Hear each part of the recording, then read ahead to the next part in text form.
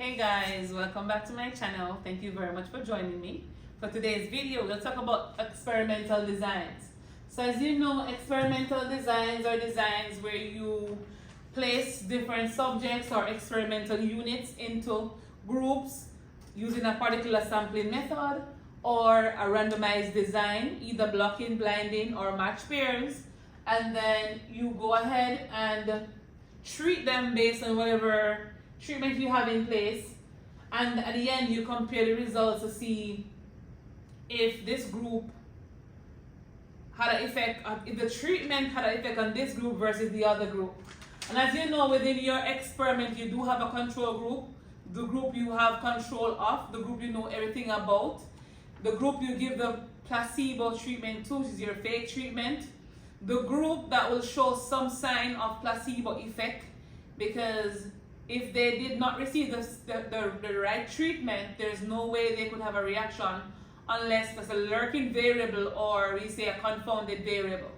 So guys, in this case, when it comes on to your designs, you control your elements, you block them based on where they were located. It could be based on age, it could be based on gender, and those variables you use to block them are known as your randomized variable of interest. Alright, so once you block them off, you then place them in groups and you apply your treatment to them. And as I said, you compare. So this question wants us to create an experiment using 40 students where we test their desired learning style, place them in groups by visual learners, auditory learners, and we treat them based on standard teaching. Let's add this word, standard teaching, or distance learning. And again, this is not my question, guys, so if you see somewhere else, that's perfectly fine. I am not taking credit for it. So let's go. So here we have the 40 students. So we need to have our units. We need to have our random assignment, or you can call this random assignment, or you can call it your grouping stage. Here we treat them. So you have your treatment. And at the end, you compare the results to see, did this treatment work or not? Alright, and you compare the results, that's basically where your response variable will be. So here we are supposed to design the experiment. So let's go. So we have 40 students. We're going to place them in blocks. And now we're going to have block 1 here. We're going to have block 2. Let's erase that. We're going to have block 2 here. So block 1, we're gonna block them here based on the learning. See, block by visual or whatever. So here we're gonna have visual learners. Here we're gonna have auditory learners. Auditory learners. Alright?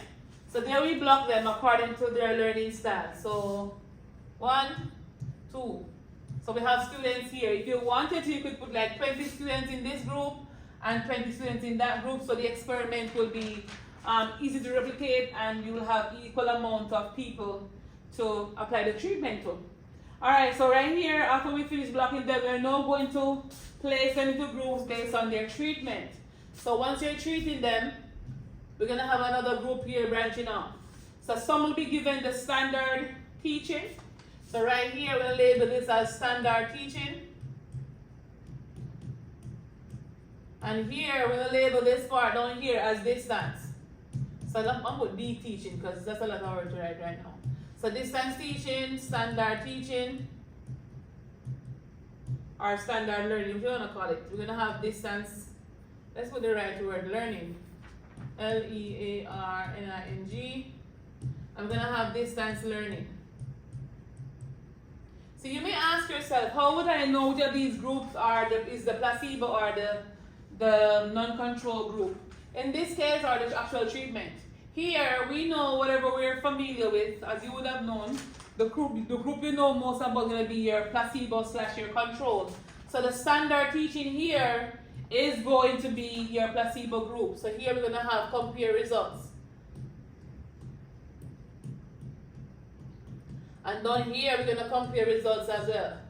And as you know, some researchers, they may carry it a bit further and compare the two results they get based on the visual and the auditory learning, which is perfectly fine because you can see more distinction that way.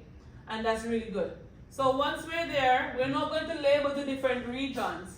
So right here, we did the randomized block design where we go auditory and visual. Here we gave the treatment. So as I was saying to you guys, the standard teaching is going to be known as your placebo group. So I'm going to put the word placebo right here. So that's your placebo group because they will get the normal teaching, right?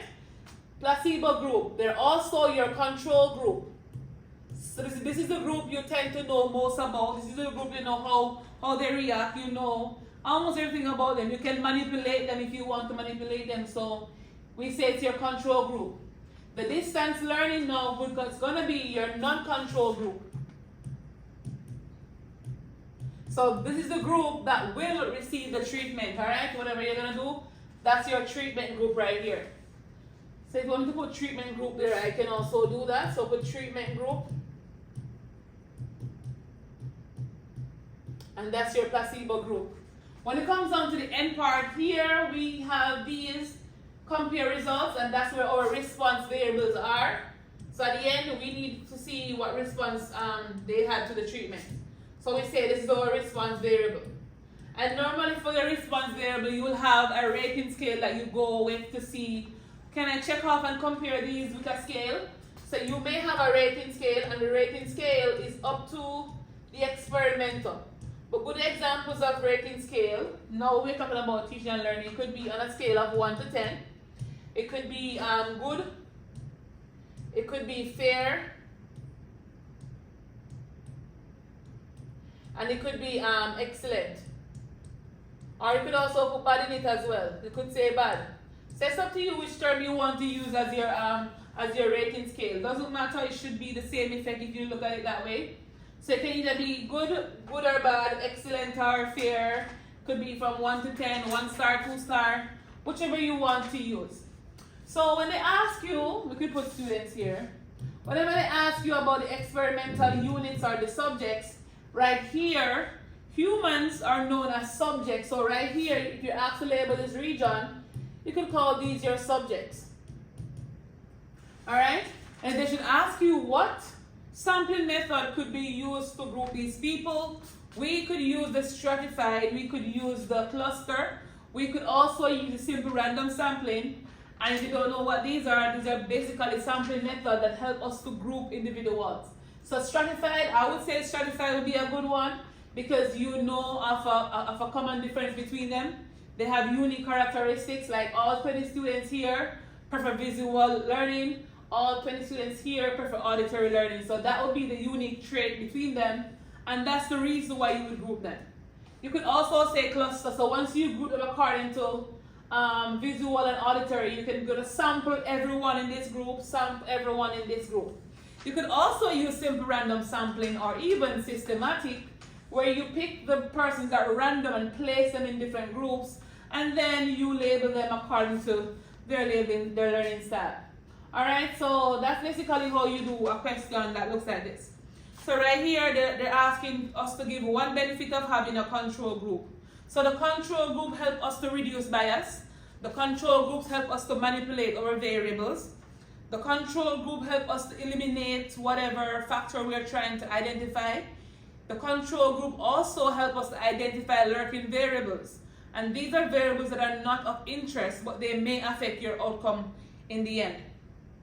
One more says, I think I did that part. Hold on.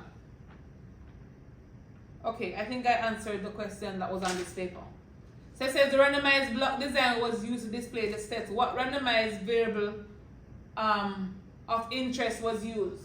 So right here we block them according to their learning style. So visual and auditory. So that's the end of this video, guys. Thank you very much for joining. Remember to like, comment, share, and subscribe. Tell a friend to tell a friend I'm here to help. And I'll see you guys on my next video.